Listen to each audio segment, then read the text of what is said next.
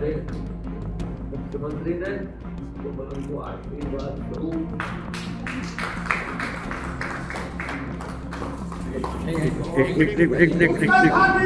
थोड़ा पीछे पीछे करो यार। अरे आज क्या कर रहे हो गुरु जी? ओके यार, फोटोग्राफर इस टाइम दिया पे मैं ही हूँ। मेरा कोई उत्तराधिकारी बनेगा उसे दूंगा, लेकिन वो आज पहले ही मुझे देनी पड़ेगी।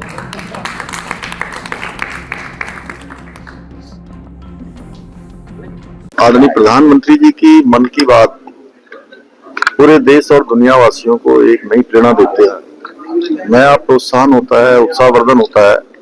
और आज प्रधानमंत्री जी ने अभी हमारे प्रदेश में 38वें राष्ट्रीय खेलों का जो आयोजन हुआ उसके बारे में पूरे देश को, दुनिया को मन की बात के माध्यम से जानकारी दी, बताया। और अद्भुत तरीके से राष्ट्रीय खेल हुए और इन खेलों का आयोजन हमारे राज्य को मिला।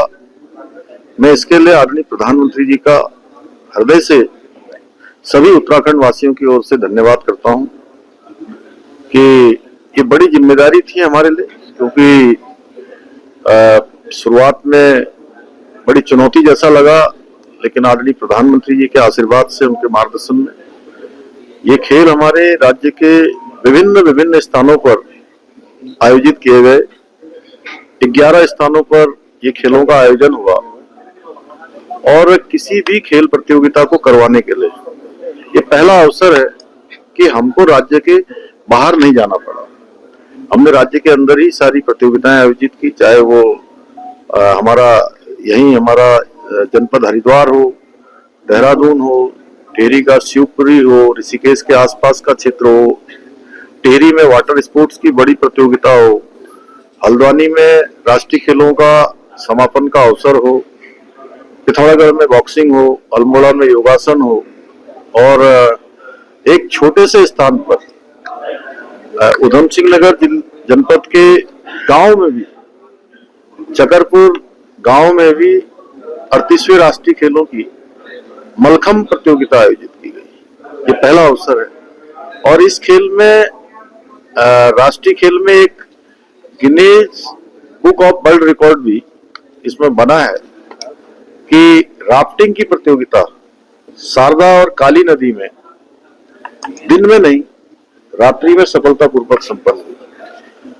ये सब चूंकि राज्य के अंदर खेल हुए, राज्य की खेल प्रतिभाओं के लिए भी बहुत बड़ा अवसर था। और हम जो शुरू से एक बात कह रहे थे आदरणीय प्रधानमंत्री जी के मार्गदर्शन में, ये देवभूमि है, वीर भूमि है। देवभूमि आप सभी जानते हैं कि देवभूमि पूरे विश्व के अंदर उत्तराखंड को देवभूमि इसलिए कहते हैं, देवों का वास हमारी देवभूमि में है। वहीं वीर भूमि इसलिए कि देश का हर 5वां सैनिक देवभूमि उत्तराखंड से देश की सीमाओं पर देश की रक्षा के लिए तैनात रहता है। वहीं अब हम खेल भूमि की ओर स्थापित होने की दिशा में भी आगे बढ़ गए। 37वें राष्ट्रीय खेलों में जहां हमारा स्थान 25वें स्थान पर था, और 38वें राष्ट्रीय खेलों में हमारा स्थान 7वें स्थान पर है, लेकिन पदक तालिका में हम 4थे स्थान पर हैं। तो मैं एक बार फिर से सभी खिलाड़ियों को भी, देश भर से जिन खिलाड़ियों ने भाग लिया है, जिन्होंने पदक विजेता बने हैं, उन सबको मैं बधाई देता हूं, शुभकामनाएं देता हूं। देवभूमि उत्तराखंड के नौजवान युवाओं की उज्जवल भविष्य की कामना करता हूं। आदरणीय प्रधानमंत्री जी का बहुत धन्यवाद करता हूं कि आज उन्होंने मन की बात में भी हम सबका प्रोत्साहन किया है। के बाद सख्त भू कानून लाना उत्तराखंड के लिए कितना? देखिए, भू कानून भू प्रबंधन है, भू सुधार है, और इस दिशा में हमने जो जन भावनाएं थी उन जन भावनाओं के अनुरूप और सारे हितधारकों से, स्टेक होल्डर से बातचीत करके, संवाद करके, उनके सुझाव लेकर विशेषज्ञ समिति ने, सुभाष कुमार समिति है, उसके बाद प्रारूप समिति है, सभी समितियों ने जो हमको प्रारंभिक रूप से जो सुझाव दिए उसके अनुरूप इस पर विधानसभा में एक्ट बनाने के लिए इसको प्रस्तुत किया गया। विधानसभा ने उसको पारित कर दिया है। ये हमारी एक शुरुआत हुई है और आगे हम इस दिशा में आगे बढ़ते रहेंगे। राज्य हित में जो भी निर्णय जरूरी हैं वो सारे निर्णय हम जैसे पहले लेते आए आगे भी लेते रहेंगे। विधानसभा में माहौल बना है हिंदू मुस्लिम को पहाड़ प्लेन का। देखिए जी, ऐसा है कि उस पर विधानसभा में मैंने पहले ही सभी लोगों से कह दिया कि ये राज्य हमारा सभी का है और राज्य में हमारे यहाँ पर देखिए अलग अलग अंचल हैं, अलग अलग स्थान हैं, सभी मिलजुल कर राज्य को आगे बढ़ाने का काम करेंगे। किसी की भावना को किसी तरह से भी किसी को आहत करने का भी कोई अधिकार नहीं है और उस पर मैंने विधानसभा में पहले ही बोला है, इसलिए हम सब मिलकर राज्य को आगे बढ़ाएंगे। हमारे प्रधानमंत्री जी ने जो बाबा केदार की भूमि से कहा है कि ये इस सदी का तीसरा दशक उत्तराखंड का दशक होगा, हम सबको मिलकर उत्तराखंड का दशक बनाने के लिए आगे बढ़ना।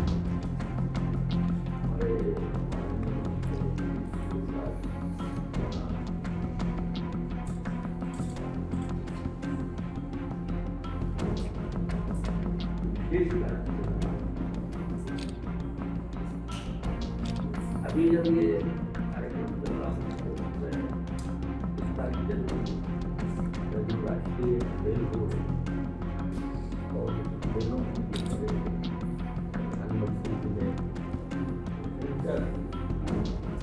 वैसे मेरे लिए तो खेल ऐसे हैं जैसे किसी अनपढ़ आदमी के सामने मैं जीवन में कभी कोई खेल खेला ना खेल खेला है। मैं तो खेलों से बड़ा दूर हूँ, लेकिन मुझे समझता है हमारे प्रदेश के जो युवा खिलाड़ी हैं चौका क्या होता है मुझे नहीं समझ। मुझे किसी घटना नहीं मालूम, मुझे संख्या नहीं मालूम, मुझे पतंग नहीं मालूम।